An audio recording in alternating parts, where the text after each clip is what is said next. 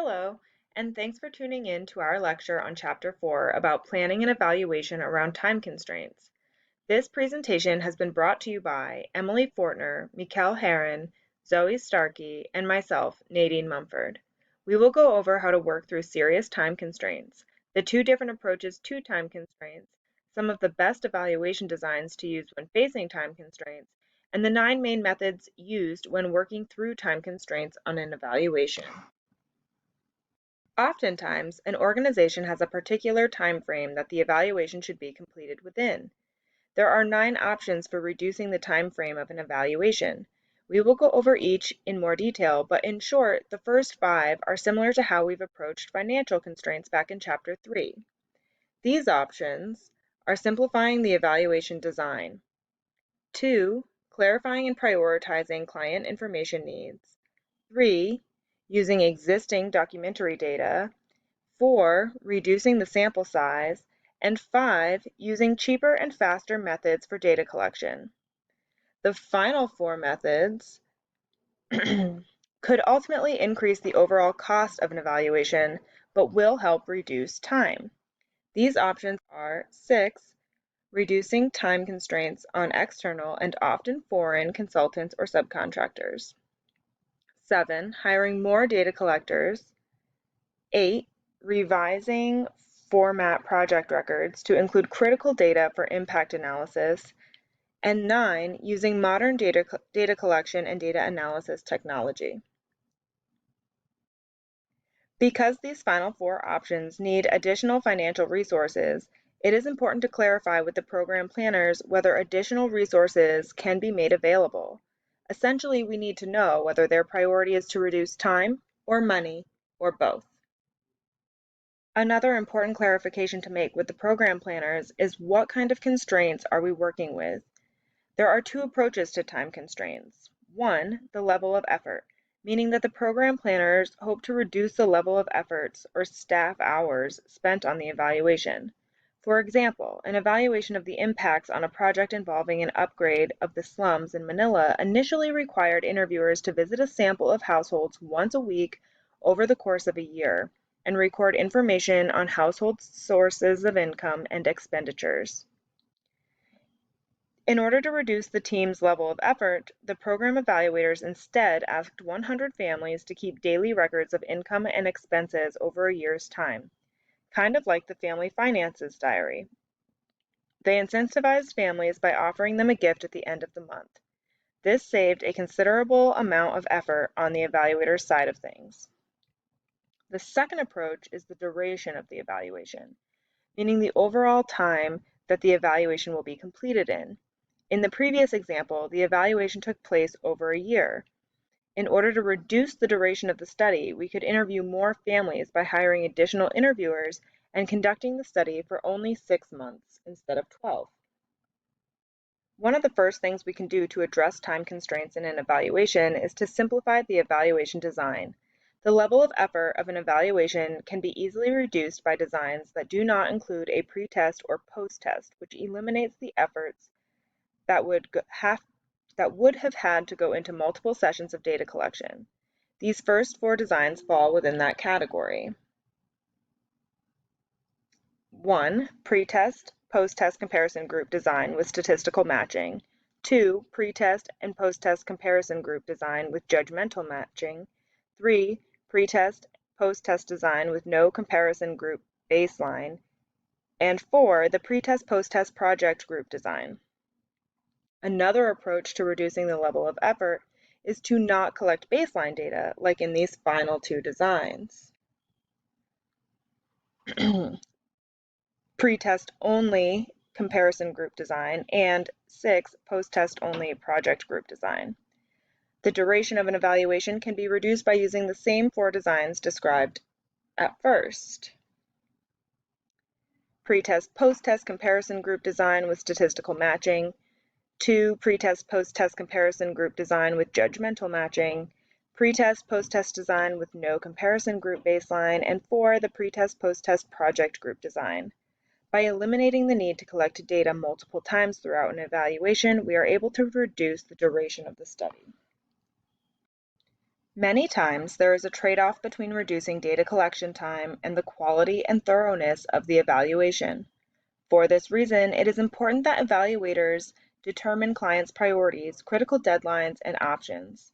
Typical questions to ask clients in these situations are, is it essential that the evaluation be completed or the full report presented by a certain date? Or would it be acceptable to prepare for this deadline a short summary report outlining key findings and recommendations? This could allow more time for the complete and full final report after the initial deadline. Or even, is it more important to complete the report by a certain date, even if this will affect quality, or to extend the time period to ensure a better quality report? Evaluators must understand why deadlines are critical and just how critical they are.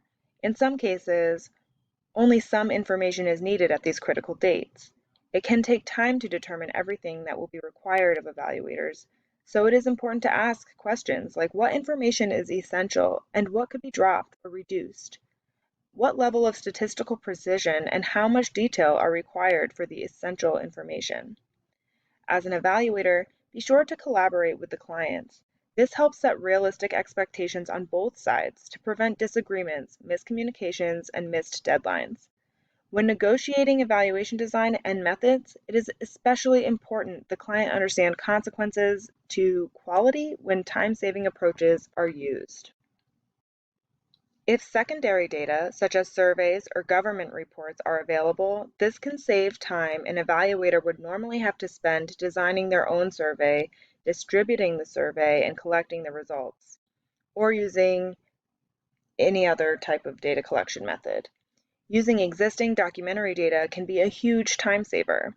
However, it is important for evaluators to assess how the data is collected and why it was collected, and this can sometimes affect how useful the secondary data is.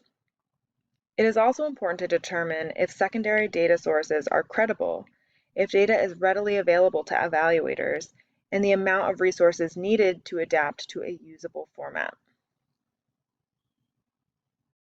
Reducing the sample size a team of evaluators is assessing can save time and money within evaluation data collection. Unfortunately, this can sometimes cause issues. Smaller samples can increase risk for error and can prevent evaluators from determining if the project produced the desired effects. Smaller sample sizes generally call for the use of mixed methods to permit triangulation. The use of mixed methods also extends evaluation time, which negates the time-saving properties of the small sample sizes. Data collection can often be one of the longest parts of the evaluation process. When considering how to reduce the time data collection takes, researchers must consider how to reduce either the duration or effort data collection takes without compromising quality and validity of the study. The methods listed below can be used to reduce the time spent during the traditional data collection methods.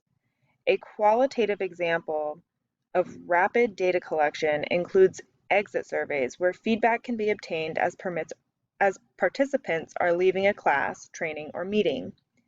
A rapid quantitative example includes observation checklists, which can collect numerical information on things like traffic patterns and sales. Technology, like remote sensors and barcodes on products, can provide rapid quantitative data. Also, subcontracting the data collection portion of the evaluation can help speed up the evaluation, though this is often a costly method. Outside consultants are often responsible for conducting an evaluation with support from the local staff. Outside consultants are expensive for organizations, and therefore they often have limited time that they can spend on evaluation activities. Two important ways that planning agencies can prepare outside consultants for their evaluation are by collecting background data before the consultants begin evaluation and conducting preliminary exploratory studies. Utilizing program staff or local consultants to collect background data can set up outside consultants with an evaluation report and save time.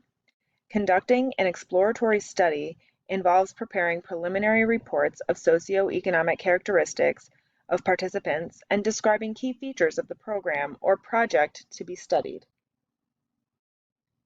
By hiring more data collection staff, like interviewers or surveyors, the work of data collection can be conducted much faster than with a smaller number of resource people.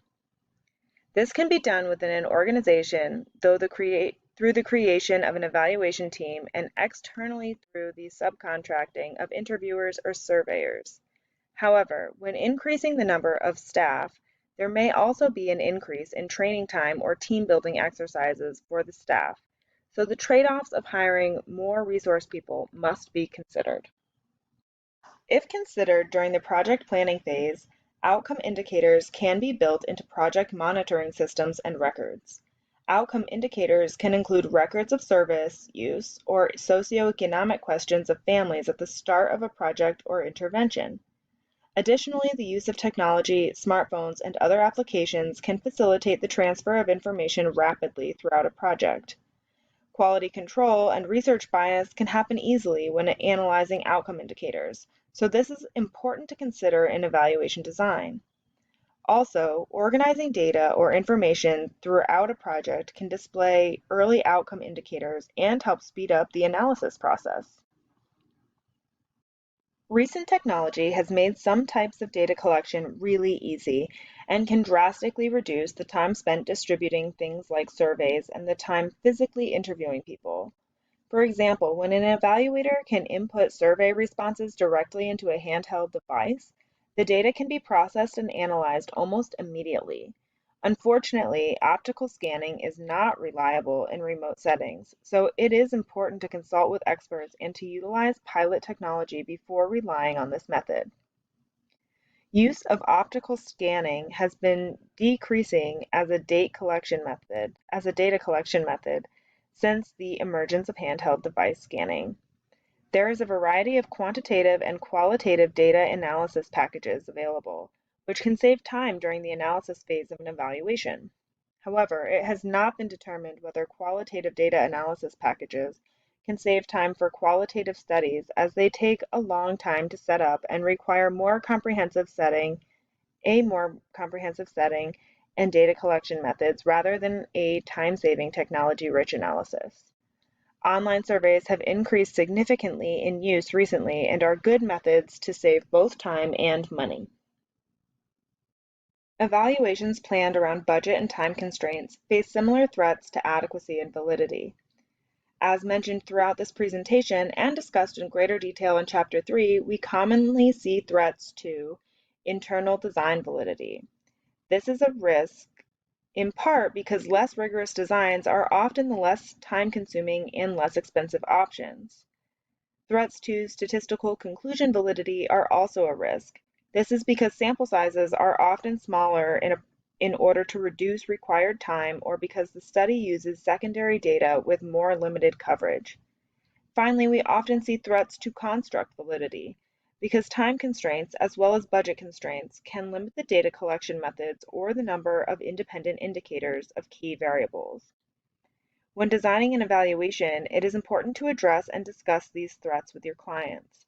There are trade-offs to every decision, and it ultimately comes down to the client's priorities. There is a lot to consider when designing an evaluation, especially when there are time constraints.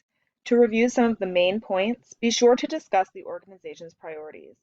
Are there also budget constraints we must consider in this evaluation? Or are there additional resources the organization is willing to sink into the evaluation in order to hit a certain deadline? It's also essential to understand whether the client is looking to reduce staff hours spent on the evaluation project or the overall duration of the evaluation. It is also important to address whether the quality of the evaluation data and/or findings will be affected by the time constraints and the methods used to meet certain deadlines. It is vital to be upfront with the clients about any potential threats to quality. Thanks again for tuning in to our Chapter 4 lecture. Please respond to our discussion question and complete the worksheet that goes along with this chapter's lesson. Feel free to reach out with any questions or concerns. Here are the references used to create this presentation.